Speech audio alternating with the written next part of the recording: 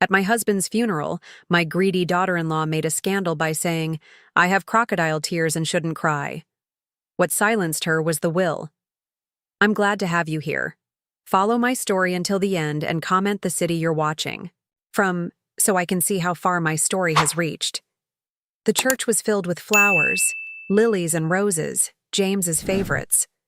Their sweet scent hung in the air, but all I could smell was the bitter tang of grief. My hands trembled as I sat in the front pew, staring at my husband's casket. 50 years together, gone just like that. "Are you all right, Mom?" My daughter Emily squeezed my hand, her eyes red-rimmed from crying. I nodded, unable to speak. What was there to say? James was gone, and no words could fill the void he'd left behind. My James. My rock for half a century. People had been arriving. All morning, old friends, colleagues, neighbors, all dressed in black, their faces solemn as they offered condolences. Some I barely recognized. Faces from the past that James had kept in touch with while I faded into the background, as wives often do. I spotted my son Michael entering through the side door, his wife Rebecca close behind him. My heart lurched at the sight of them.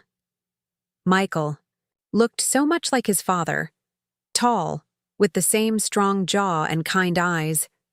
But those eyes were cold today, distant.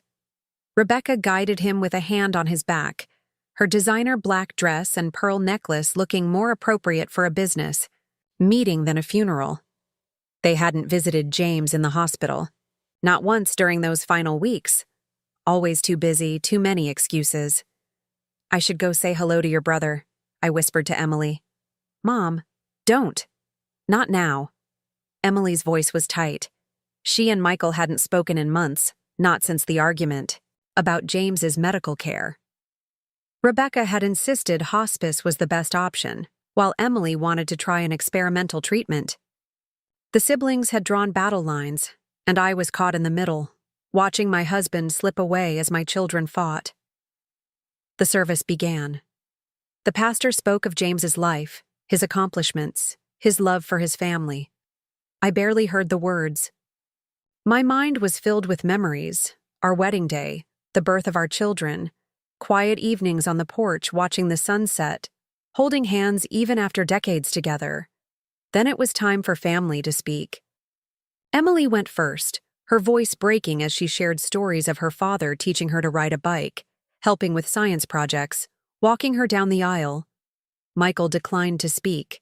Instead, he sat rigidly beside Rebecca, who kept whispering in his ear. Finally, it was my turn. My legs felt like lead as I approached the podium. I looked out at the sea of faces, some familiar, many not.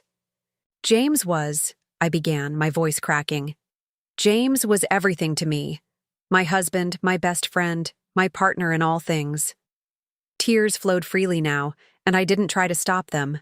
50 years of love deserved these tears. We had our struggles, like any couple, I continued. But we always face them together. That's what marriage is, standing together through the good and the bad. From the corner of my eye, I saw Rebecca lean over to whisper something to the woman beside her.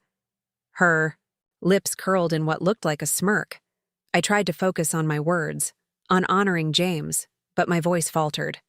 "I will miss him every day for the rest of my life," I managed to say before the tears overwhelmed me. As I returned to my seat, I heard it. Rebecca's voice, not quite a whisper, loud enough for those around us to hear. "Look at those crocodile tears." She shouldn't even be crying. Everyone knows they were practically separated. The words hit me like a physical blow. I froze mid-step, unable to breathe, unable to move. Gasps rippled through the gathering. Emily half rose from her seat, fury on her face. "How dare you?" someone muttered. But it was Michael's reaction that cut deepest. He didn't defend me. He didn't contradict his wife. He simply looked away, his face flushed with embarrassment. Not for Rebecca's behavior, but for me. I somehow made it back to my seat, my entire body numb. 50 years of marriage, reduced to gossip and lies at my husband's funeral. And my own son, sitting silently while his wife tore my grief to shreds. The rest of the service passed in a fog. I didn't hear the final prayers or the announcements about the reception. I could only feel the stares, the whispers, the judgment as we filed out of the church. Rebecca walked ahead with Michael, her head held high. She turned once to look at me, triumph gleaming in her eyes. But there was one more thing to endure, something neither Rebecca nor Michael knew was coming. James's will was to be read immediately after the service at his specific request, and despite the humiliation burning in my chest, I couldn't help but feel a flicker of something else as I watched Rebecca strut ahead. James had always been a meticulous planner, and he had seen through Rebecca long before I had. The first time I met Rebecca, alarm bells rang in my head. She was charming, too charming. Her laugh was practiced, her interest in our family history too eager. James squeezed my hand under the dinner table that night, a silent signal we'd developed over decades. He felt it too. She's just trying to impress us, Michael had insisted later when I carefully voiced my concerns. He was 38 then, beginning to worry he'd never find someone. Rebecca was beautiful, intelligent, and apparently smitten with him. Who was I to stand in the way of my son's happiness? The wedding was lavish, far more elaborate than Michael had ever wanted, but Rebecca had insisted, and somehow my practical, frugal son agreed to spend nearly his entire savings on the event. James and I contributed what we could, though Rebecca made it clear our offering was inadequate. Your parents don't really understand the importance of appearances, do they? I overheard her telling Michael during the reception. It's sweet, in an old-fashioned way. The changes in Michael were subtle at first. He called less frequently. Family dinners became monthly, then quarterly. When they did visit, Rebecca always had a reason to cut the evening short. Michael needs his rest. He's been working so hard, she would say, though my son's eyes showed he wanted to stay. Then came the excuses. Missed birthdays, canceled holidays, forgotten anniversaries. Always with profuse apologies, always with promises to make it up next time. A next time that rarely came. When Emily gave birth to her first child, Michael and Rebecca arrived 3 days late. We had a charity event, Rebecca explained, not bothering, to hide her disinterest in her new niece. You know how important these connections are for Michael's career. The charity events, the business dinners, the networking opportunities, they all seemed to coincide with family gatherings. Rebecca made sure Michael's calendar was perpetually full, leaving little time for visits or phone calls. Then came the comments, like poison dripped slowly into Michael's ear. Your parents are so set in their ways, she would say within my hearing. They mean well, but they just don't understand how the world works now. Or, it's sweet how your mom still thinks. She needs to take care of you. Some mothers just can't let go, can they? And worst of all, they always make me feel like I'm not good enough for you, like no one would ever be good enough for their precious son. Michael would defend us weakly at first, then not at all. It was easier to agree, to keep the peace with his wife. The real breaking point came when James was diagnosed with cancer 3 years ago. The doctors were optimistic. They had caught it early. But the treatment would be aggressive, expensive. We should discuss care options, Rebecca said during a tense family meeting. These treatments will drain your retirement savings, and for what? A few more years? Even Michael looked shocked at her callousness. But Rebecca quickly backtracked, tears filling her eyes. I'm just worried about you both, she said, squeezing my hand with perfectly manicured fingers. I want what's best, and sometimes that means making hard choices. Somehow, she turned her cruelty into concern. And Michael, desperate to believe, his wife wasn't calculating the financial burden of keeping his father alive, accepted her explanation. When James recovered after the first round of treatment, I could see the disappointment in Rebecca's eyes. She had been counting on his illness to give them access to our savings, modest as they were. The questions started soon after. Had we updated our will? Was the house paid off? What about life insurance? All asked with practiced casualness, as if she were merely showing interest in our well-being. James saw through it all. One night, after another strained family dinner where Rebecca had grilled us about our finances, he took my hand and led me to his study. "I need to make some changes," he said quietly, pulling out a file of legal documents. "I've been thinking about this for a while." I nodded, understanding immediately. "Michael won't like it," James sighed, looking suddenly older than his 73 years. "Michael isn't thinking clearly, hasn't been for years, but someday he'll see the truth, and when he does, we need to make sure he's protected. The boy we raised is still in there. Tab, he's just lost right now." Over the next few months, James met with our attorney several times. He never told me the details, just that he was setting things right. When the cancer returned last year, more aggressive than before, he seemed almost at peace with it. "Promise me something," he said one night as I sat by his hospital bed. "Promise me you won't tell them about the changes to the will until after I'm gone. Rebecca will just try to make Michael contest it." "James, don't talk like that. You're going to beat this again." He smiled, but we both knew better. The treatment wasn't working this time. "Promise me, Tab." I promised. And I kept that promise through the horrible final months, through the hospice care, through the painful, drawn-out goodbye. I kept it when Rebecca stopped visiting entirely, claiming the sight of James in a hospital bed was too upsetting. I kept it when Michael came alone, awkward and guilty, unable to meet my eyes. I kept it at the funeral, even as Rebecca's cruel words cut through my grief. I kept it as we drove to the attorney's office, where James's last wishes would finally be revealed. Rebecca sat across from me now, impatience written across her face as we waited for the attorney to prepare the documents. She kept checking her watch, as if she had somewhere more important to be. "Let's hope this doesn't take too long," she whispered to Michael. "We need to start figuring out what to do with the house. The market is hot right now." Michael nodded, absently, but I caught a flicker of discomfort in his eyes. Some small part of him was still the boy James and I had raised, the kind, thoughtful son who had been gradually erased by years of Rebecca's influence. The attorney entered, files in hand, and Rebecca straightened, her expression shifting to one of appropriate solemnity. Emily sat beside me, her hand finding mine under the table. "Before we begin," the attorney said, "Mr. Holloway left specific instructions. There's a letter that must be read first."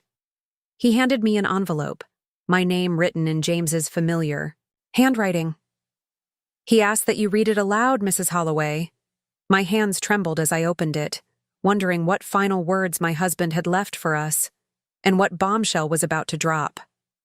My hands trembled as I unfolded James's letter. The paper felt worn, as if he had written and rewritten it many times before finding the right words. I cleared my throat and began to read. "My dearest family, if you're reading this, I've moved on to whatever comes next. Don't be sad for too long. We all knew this day would come, and I've made my peace with it. Before Mr. Donovan reads the legal details of my will, I want to explain my decisions. Throughout my life, I've tried to do what's right, not what's easy. This final act is no different. Tabitha, my love, you gave me 50 beautiful years. You stood by me through success and failure, through health and sickness. You were my anchor when the world seemed to be spinning out of control.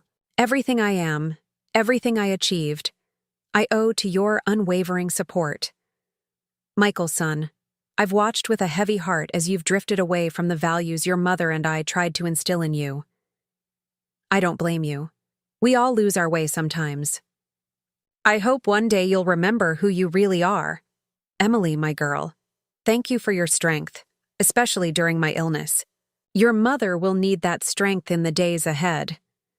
I've made choices in this will that may surprise some of you. They weren't made in anger or spite, but with clear eyes and a full heart. I've built something over my lifetime, and I want to ensure it serves the right purpose after I'm gone. Love always, Dad. I folded the letter, my vision blurred with tears. The room was silent except for Rebecca's impatient finger tapping against the polished conference table. Mr. Donovan, James's attorney for over 30 years, cleared his throat and adjusted his glasses. Now, to the formal reading of the last will and testament of James Edward Holloway. Rebecca straightened in her chair, a smile playing at the corners of her mouth.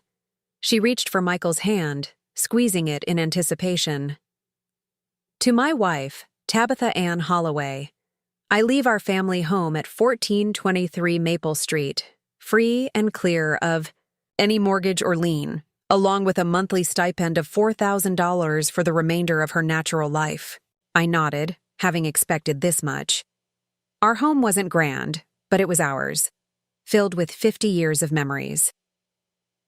To my daughter, Emily Claire Holloway Jensen, I leave the sum of $100,000 and my collection of first edition books, which she has always admired. Emily gasped softly beside me. The books were valuable, both monetarily and sentimentally. To my son, Michael James Holloway, Mr. Donovan continued, I leave the sum of $10,000.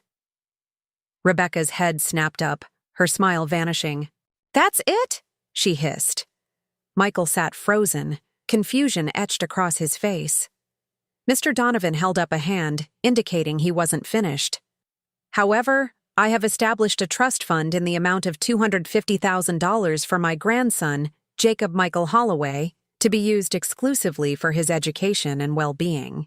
What does that mean, exclusively? Rebecca demanded.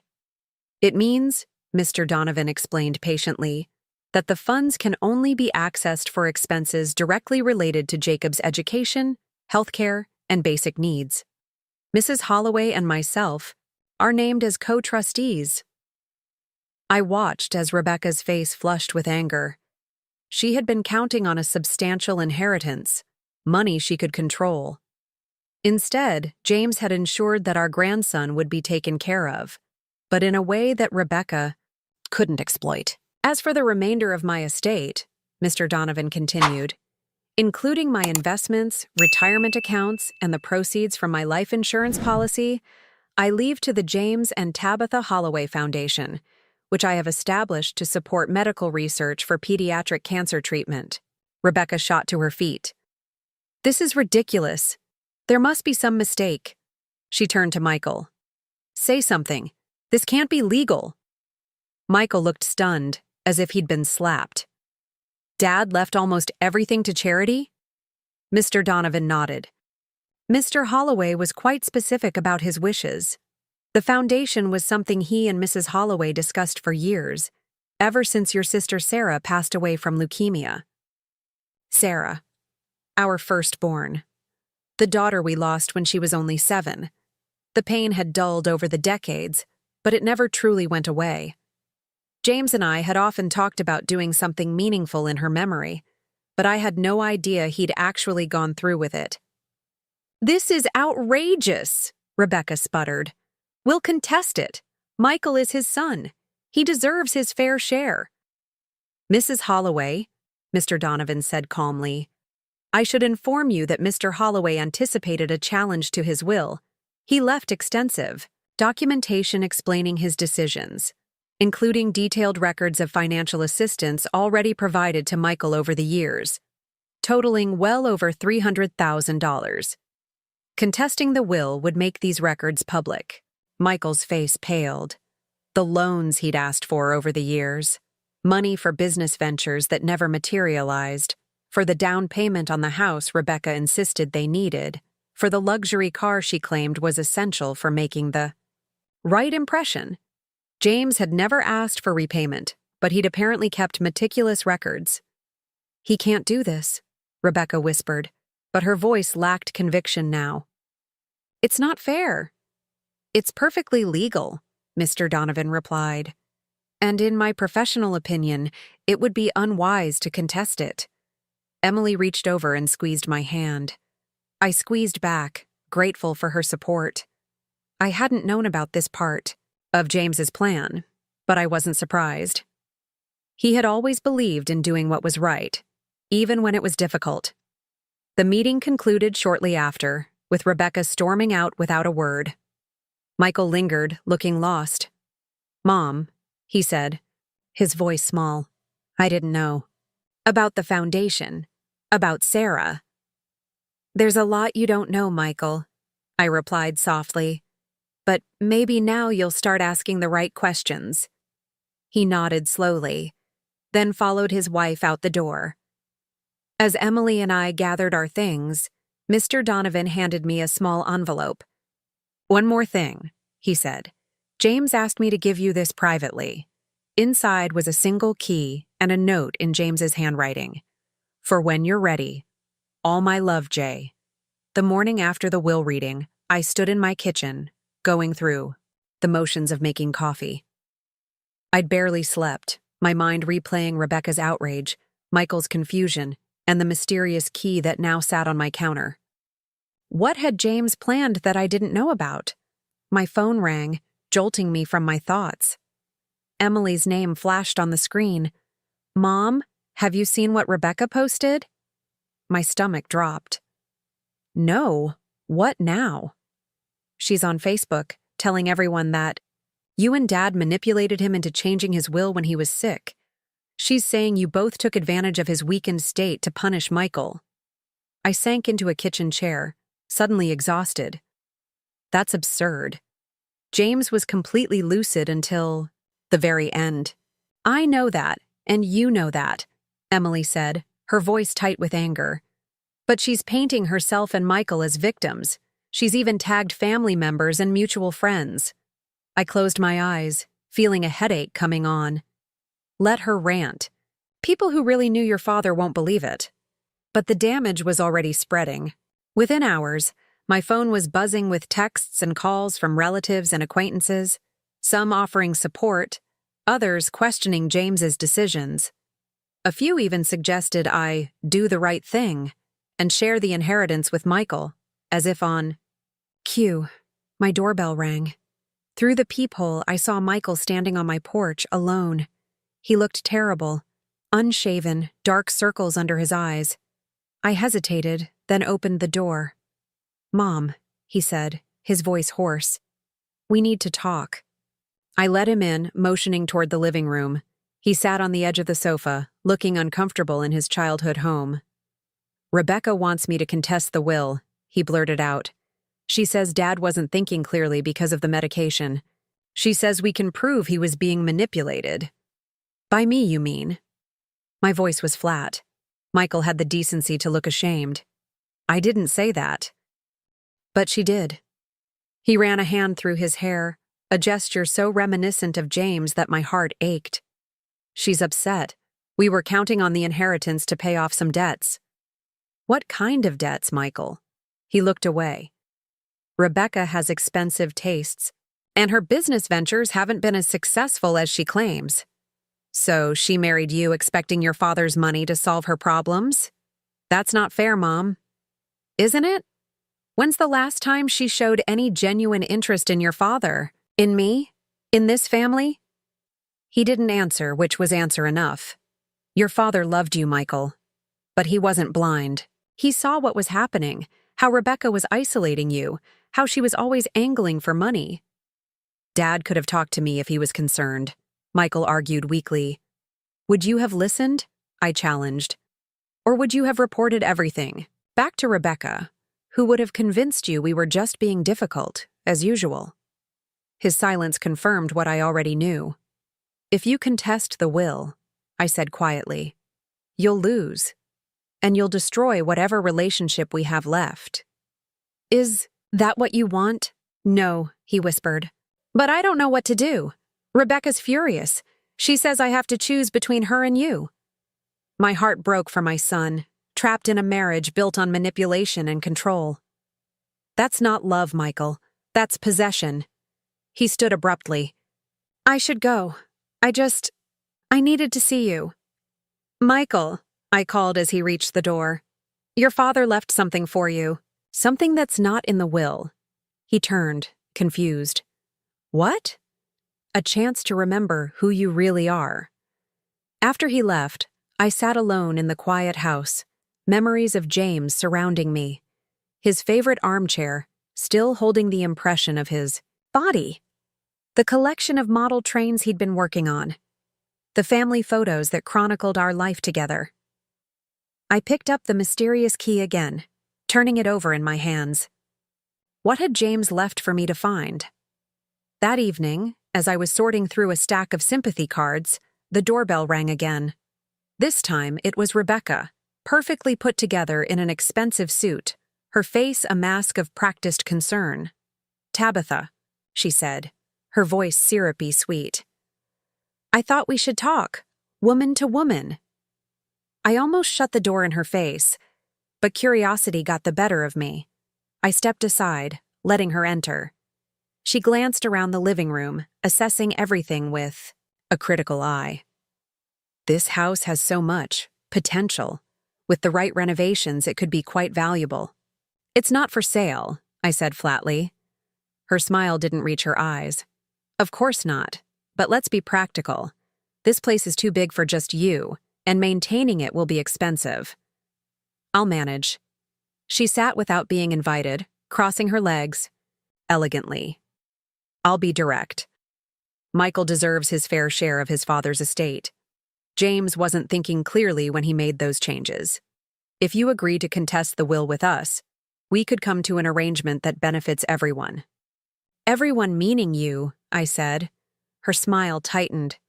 "This foundation is a lovely idea, but charity begins at home, don't you think? Michael is James's son, his only son." "James knew exactly what he was doing," I replied. "And so do you, Rebecca. You've never cared about this family. You've only cared about what you could get from us." Her facade cracked, just for a moment. "You've never liked me. You've poisoned Michael against me from the beginning." "No, Rebecca, you've done that all. By yourself." She stood, smoothing her skirt. "Fine, have it your way. But remember this, Michael will choose me, he always does, and when he does, you'll be completely alone." After she left, I sat in James's chair, feeling the weight of her threat. Was she right? Would Michael choose her, as he had so many times before? The thought of losing my son completely made my chest ache. That night, I dreamed of James. We were young again, walking along the beach where we'd spent our honeymoon. "Trust me," Dream James said, smiling that familiar smile. "Everything will be all right." I woke with tears on my face, but also with a sense of peace. Whatever came next, I would face it with the strength James had always seen in me. The next morning, I received a text from Michael. "Rebecca wants me to move out of state. She says there's nothing for us here anymore." My heart sank. So this was her plan, to physically remove Michael from whatever influence I might still have over him, to complete the isolation she'd been working toward for years. I stared at the phone, unsure how to respond. Then my eyes fell on the mysterious key James had left me. It was time to discover what it unlocked. In our bedroom closet, behind James's suits, was a small safe I'd never paid much attention to. James had kept important papers there, but I'd always left that kind of thing to him. With trembling fingers, I inserted the key into the lock. Inside was a manila envelope with my name on it. And as I opened it, I finally understood James's last gift to me, and to Michael. It was evidence. Damning evidence that would change everything. With shaking hands, I spread the contents of the envelope across the dining room table, the same table where our family had once shared meals, celebrated birthdays, played board games on rainy Sundays. Now it held the proof of Rebecca's deception. Bank statements showing large withdrawals from Michael's accounts, transferred to accounts solely in Rebecca's name. Credit card statements revealing purchases of luxury items while she claimed they were struggling financially.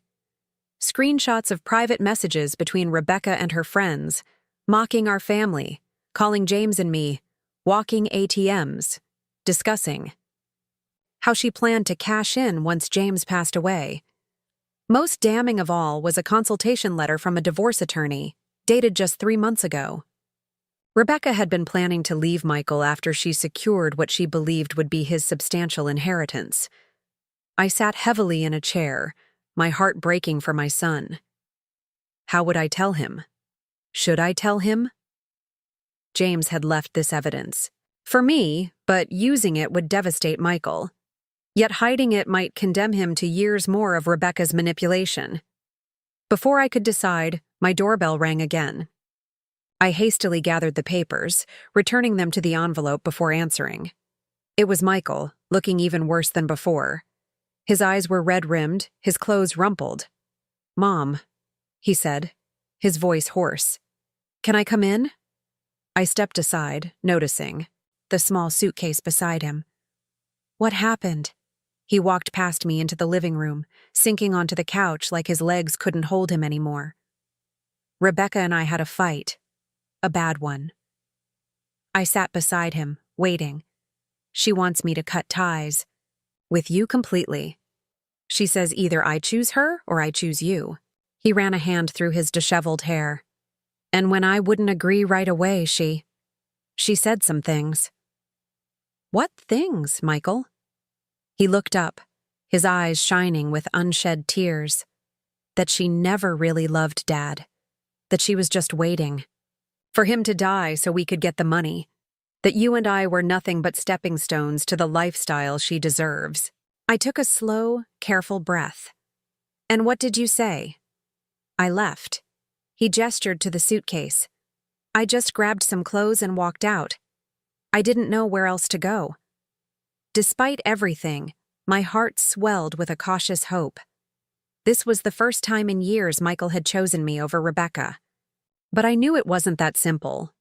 Rebecca wouldn't let him go without a fight. "You can stay here as long as you need," I said.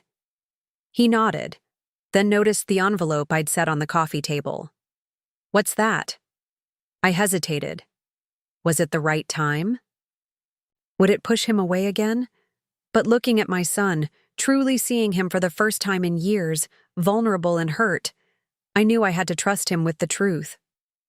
"Your father left this for me," I said, opening the envelope. "I think he wanted me to use it if necessary." Silently, I handed him the documents. I watched his face as he read through them. Shock, disbelief, anger, and finally, a deep, overwhelming sadness. "How did Dad get these?" he whispered. "I don't know. He never told me about any of this." Michael set the papers down carefully, as if they might burn him. "All this time," he said, his voice breaking. "All this time, I defended her. I chose her over you and Dad. I believed her when she said you were trying to control me. That you didn't want me to be happy." "She was very convincing," I said gently. "That's no excuse." He stood suddenly, pacing the room. "I should have seen it. I should have known who she really was." "Michael, no, Mom. I was blind, willfully blind, and I hurt you and Dad because of it." I crossed the room to him, taking his hands in mine. They were so like James's hands, strong, capable. "Your father never stopped loving you. Neither did I." His shoulders slumped. "How can you forgive me so easily?" "Because that's what parents do." I squeezed his hands. "And because I know the real you is still in there? The boy your father and I raised. Kind, thoughtful, honest. Rebecca didn't destroy him. She just buried him for a while." Michael pulled me into a hug, something he hadn't done in years. For a moment, we just stood there, mother and son, beginning the long process of healing. That night, after Michael had settled into his old bedroom, I sat in James's chair, feeling his presence all around me. You knew, didn't you? I whispered, to the empty room. You knew she would push too far eventually. The next morning, over coffee, Michael and I began the difficult conversation about what came next. He was determined to file for divorce, but worried about Jacob. Rebecca will try to use him as leverage, he said. She already threatened to limit my access if I don't do what she wants. Before I could respond, my phone rang. It was Emily. Mom, have you seen Facebook? She asked without preamble. Rebecca's posting horrible things about Michael now, claiming he abandoned her and Jacob. She's telling everyone he's mentally unstable, that he needs help. Michael's face hardened as I relayed Emily's message. That's it, he said. I'm not letting her control the narrative anymore. He pulled out his phone and began typing furiously. I watched as my son, who had been so passive for so long, finally took a stand. I've been silent too long, he read aloud as he typed. Out of respect for my late father and my family, I've let rumors and accusations go unanswered. But I can't stay silent anymore. The truth is that my marriage has been built on deception and manipulation. My wife married me for financial gain, not love. My parents saw what I refused to see. Dad, if you're watching, I finally understand what you were trying to tell me. I'm sorry it took me so long. He hit post, then looked up at me. It's not enough, but it's a start. Within minutes, his phone began buzzing with notifications, friends expressing support, family members offering help, and of course, a string of furious texts from Rebecca. She's threatening to take Jacob and move out of state, Michael said, his voice tight with worry. She says I'll never see him again. I thought of the evidence in the envelope, the financial misconduct, the planned divorce, the private messages revealing Rebecca's true character. James had provided us with everything we needed. She won't take Jacob anywhere, I said with newfound determination. Your father made sure of that. Michael looked at me, a spark of hope in his eyes for the first time in days. What do you mean? I mean James Holloway was always 3 steps ahead of everyone else, I replied, reaching for the envelope, and he left us a roadmap for dealing with Rebecca. As I laid out the plan James had put in motion before his death, I felt a warmth spreading through me. My husband was gone, but his love and protection surrounded us still. He had known this. Day would come, and he had prepared for it with his characteristic thoroughness. For the first time since James's diagnosis, I felt the weight on my shoulders lighten. We had a long road ahead, but we would walk it together, mother and son, with James's wisdom guiding us. Rebecca had underestimated all of us. James with his quiet foresight, me with my patient strength, and Michael, whose true character was finally re-emerging from the shadows. Her reign of manipulation was over. That night, as Michael and I sat looking through old family albums, my phone pinged with a message from Mr. Donovan. Papers filed as per James's instructions. Court date. Set for custody hearing. Rebecca has been served. Michael and I exchanged a look of cautious optimism. The battle wasn't over, but for the first time, we were fighting it together. 1 year after James's funeral, I stood in our backyard, watching as Jacob chased a butterfly across the freshly cut grass. My grandson had turned 8 last month, celebrating with a party that brought together our newly healed family. Michael flipped burgers on the grill that James had loved so much, while Emily arranged a platter of fresh fruit nearby. The past 12 months had been challenging but transformative. Rebecca hadn't surrendered easily. She'd fought the divorce with a viciousness that shocked even those who knew her well, spreading lies about Michael's mental health, claiming financial hardship, even attempting to turn Jacob against his father. But James's evidence had proven decisive. The financial records showing Rebecca's deception, the consultation with the divorce attorney, the damning messages discussing her plans to leave Michael after securing his inheritance, they painted a clear picture of a calculating woman who had married for money, not love. The judge had awarded Michael primary custody, with Rebecca granted supervised visitation until she completed counseling. She'd left the state shortly after, moving to California with a new boyfriend. Her visits with Jacob had become increasingly infrequent. "Mom," Michael called from the grill. "These are almost ready." I nodded, smiling as he expertly flipped a burger just the way James had taught him. My son had changed so much over the past year, shedding the passive shell he'd developed during his marriage to Rebecca. The real Michael, thoughtful, kind, confident, had finally re-emerged. He'd moved into a small house just 3 blocks away, close enough for Jacob to walk to my place after school. Our relationship had healed slowly, painfully at times, as we navigated decades of hurt feelings and misunderstandings, but we'd persevered, just as James would have wanted. "Grandma, look," Jacob called, holding up a caterpillar he'd discovered. "Can we put it in a jar and watch it turn into a butterfly?" "Of course, sweetheart," I replied. "Your grandfather would have loved that. He always had jars of interesting creatures when your dad was little." Jacob grinned, revealing a missing front tooth. "Dad said Grandpa James knew everything about nature." "He knew quite a lot," I agreed, feeling the familiar ache that came whenever James was mentioned. The pain had softened over time, transforming, from a sharp stab to a gentle ache, like an old injury that flares up in cold weather. After lunch, while the kids played a board game on the patio, Michael helped me clear the dishes. We worked in comfortable silence until he spoke. "I found something yesterday, going through some old boxes in the garage." He reached into his pocket and pulled out a small, worn leather notebook. "I think it's Dad's journal." My heart skipped a beat as I recognized it. James had carried that notebook everywhere during the last year of his life, jotting down thoughts and observations. I'd assumed it was lost. "Have you read it?" I asked. Michael shook his head. "It didn't feel right without you." We sat at the kitchen table, the journal between us. With trembling fingers, I opened to the first page, dated shortly after James's diagnosis. "I've been thinking about legacy," James had written in his familiar slanted handwriting. "Not the money or property. Those are just things.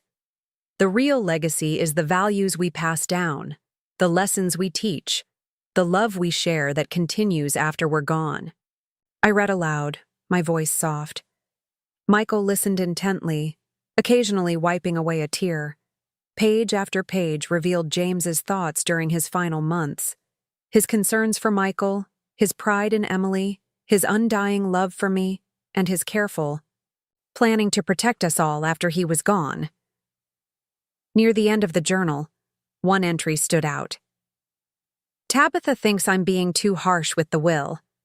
She believes Michael will eventually see through Rebecca without my intervention. Perhaps she's right.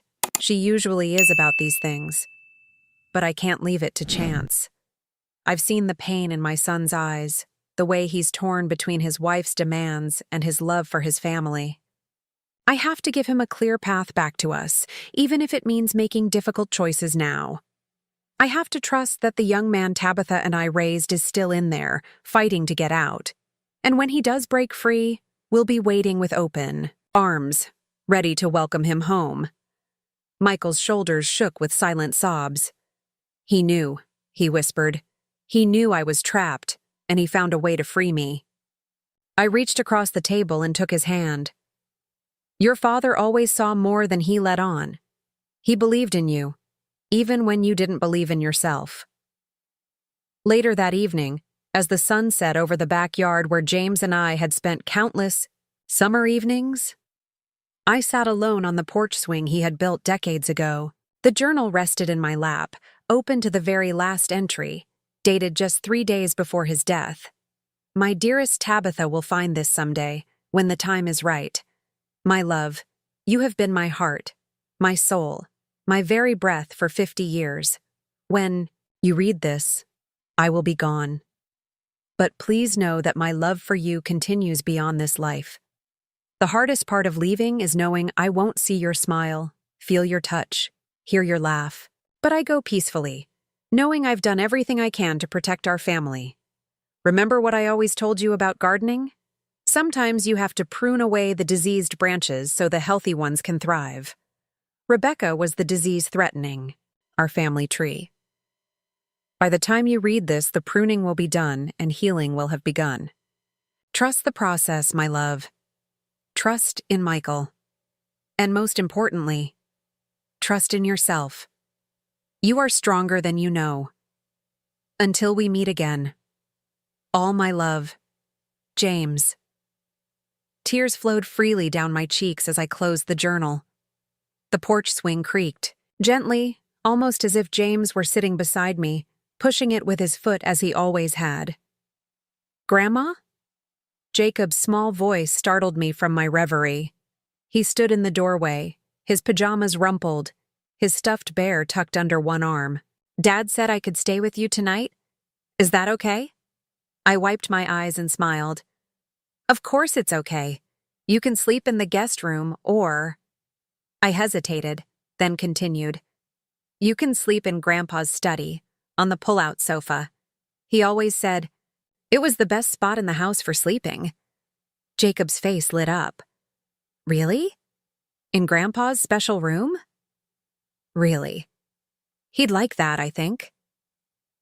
After tucking Jacob into the sofa bed, surrounded by James's books and model trains, I paused in the doorway. My grandson's tousled head rested on the same pillow where James had taken countless afternoon naps. The circle of life, continuing despite loss and grief.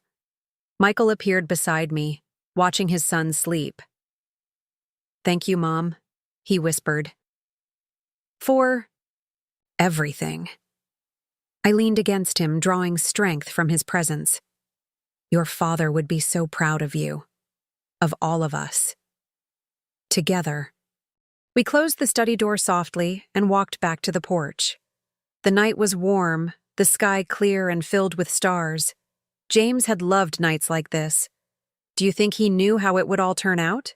Michael asked, gazing up at the constellations. His father had taught him to identify as a child. I thought of the journal, of James's careful planning, of the way he had orchestrated his final act of love from beyond the grave. Yes, I said with certainty. He knew exactly what he was doing. He always did. As we sat in comfortable silence, I felt a sense of peace wash over me. The pain of losing James would never completely disappear, but it had been transformed into something beautiful, a renewed family, stronger than before, bound together by love that transcended even death. James's last act of love had not been the will that silenced Rebecca's cruel accusations. It had been the path he laid out for us, guiding us back to each other when we needed it most, and for that, I would be eternally grateful.